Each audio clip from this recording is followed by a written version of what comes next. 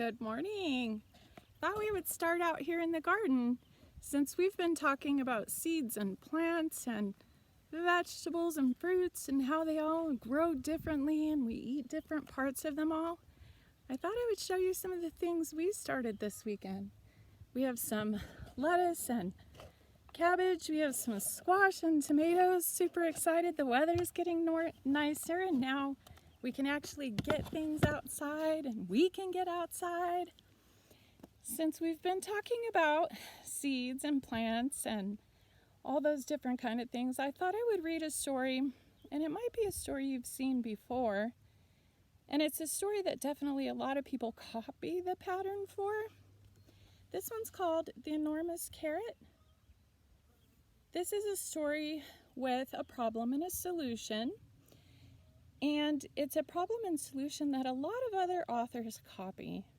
I can definitely think of a Halloween story that involves a pumpkin. I can think of some farm stories, and I can think of some ocean stories. It's just one of those patterns that is pretty popular for authors. As I read this story, see if you can figure out what I'm talking about, and then we'll talk about it more at the end. This is The Enormous Carrot by Vladimir Vaughn. The enormous carrot. So what is enormous? Can you think of some synonyms for the word enormous? Means the same thing as? I can think of a small word that means the same thing as that big word enormous.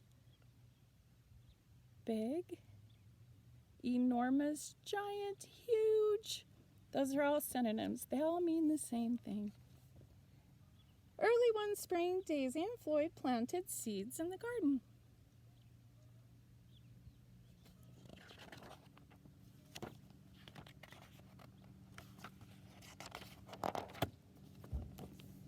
Each day they weeded and watered. Everything grew exactly as they had planned.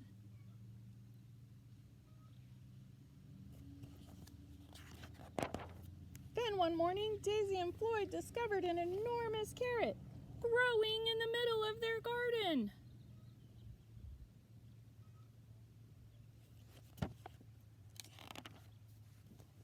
This carrot is ready to pick, said Floyd. So Floyd tried to pull the carrot out of the ground. But the carrot stayed put. It wouldn't come out. I'll pull it out, said Daisy. Daisy tried to pull the carrot out of the ground, but the carrot stayed put. It wouldn't come out.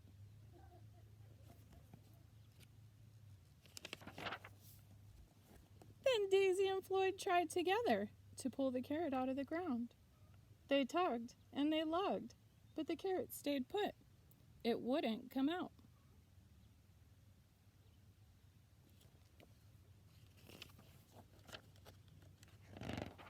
Just then their friend Mabel came by. Will you help us pull this carrot out? Asked Daisy. Naturally, said Mabel.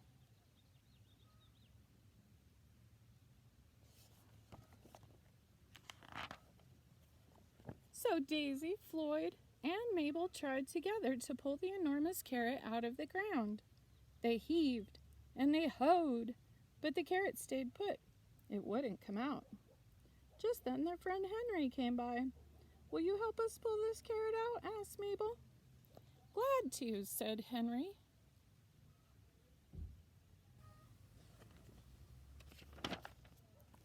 So Daisy, Floyd, Mabel, and Henry tried together to pull the enormous carrot out of the ground.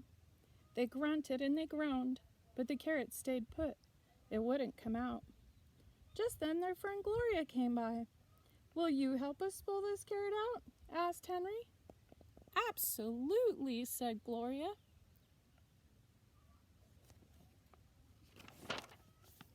So Daisy, Floyd, Mabel, Henry, and Gloria tried together to pull the enormous carrot out of the ground. They teamed and they towed, but the carrot stayed put and wouldn't come out. Just then their friend Buster came by. Will you help us pull this carrot out? Asked Gloria. Sure thing, said Buster.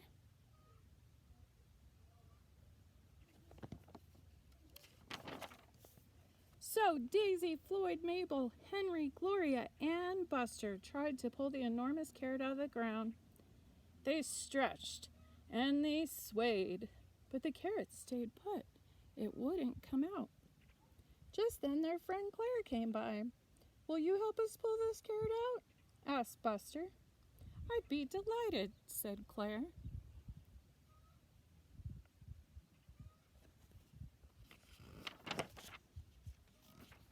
So Daisy, Floyd, Mabel, Henry, Gloria, Buster, and Claire tried together to pull the enormous carrot out of the ground. They hollered and they hauled, but the carrot stayed put. It wouldn't come out. Just then their friend Lester came by. "May I help you pull that carrot out?" asked Lester. "You're much too small," said Claire. "Let me try," said Lester.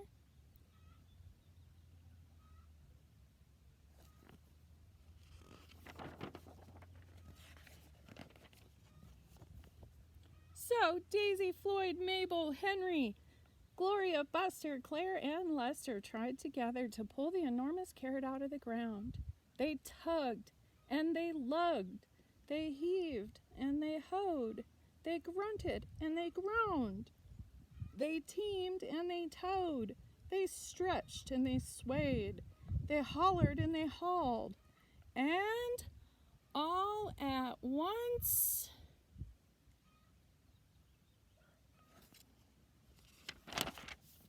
the enormous carrot came out.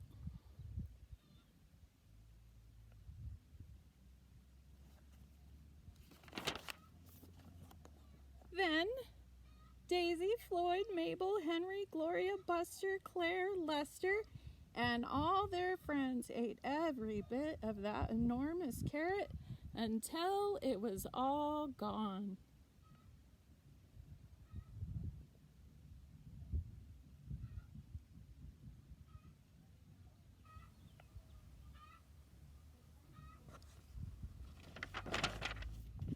That afternoon, Daisy said, "I can't wait to see what comes up tomorrow."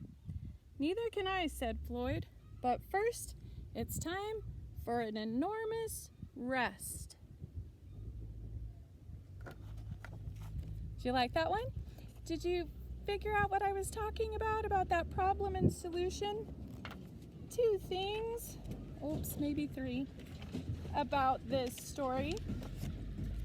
I know in most of the stories that I can think of, it's always the smallest one who comes along last, who gets to be the most help kind of, and finally tip it over the edge where things actually work. I think that was pretty cool. I wanted to talk about how authors and illustrators use capital letters. They use capital letters to change the voice. They use a lot of punctuation to change the voice, like quotation marks, commas, exclamation points. They put those in there so you know how to read and you know what kind of voices to make. But when the author uses all capitals, that means you're supposed to be really loud, right? And they want you to change your voice twice here. Look how they changed the print twice. So it kind of gives you a clue, maybe a little bit of an answer on how to make the story more exciting. I hope you enjoyed that one. See you again soon.